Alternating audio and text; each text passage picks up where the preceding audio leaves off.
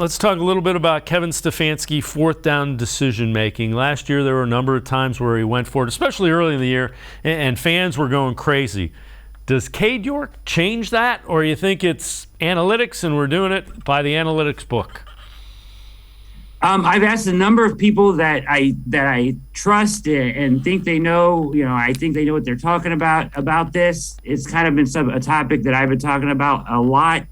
They seem to think that they're going to lean and let the analytics drive their decision making and remain aggressive. My whole thing is, I love the analytics. You should let it be a part of your decision making, but you also have to take some feel into the game, right? Like, you have to have a feel for the game. There were times last year where 3 points would have changed the way the game played out, the way it was strategized the rest of the game. And it came back to hurt them later that they weren't able to kick a 50-yard field goal or a long 40-yard field goal. I think that Cade York should change his decision-making a little bit. But I don't know. It'll be interesting to see if they really are just kind of like a slave to the numbers, right? Or if they're actually going to be, take into account that they have a good leg there. How much do they trust them?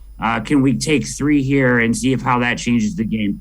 There were times last year, I think, Stefanski would drive down the field twice in a row and go for it on 4th and 5, 4th and 6, and not get it both times.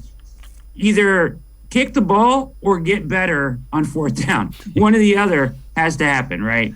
Yeah, the one thing I can tell you, so Pete Prisco from CBS Sports at the Combine before his first year said, a lot of people in Cleveland seem to think Kevin's analytics driven. He will rely on analytics. He's a football guy, which tells me if you got a kicker that can make 50-yarders, he's going to take those 3 points. That's just a gut feeling based on that conversation at the Combine with Pete Prisco that I had.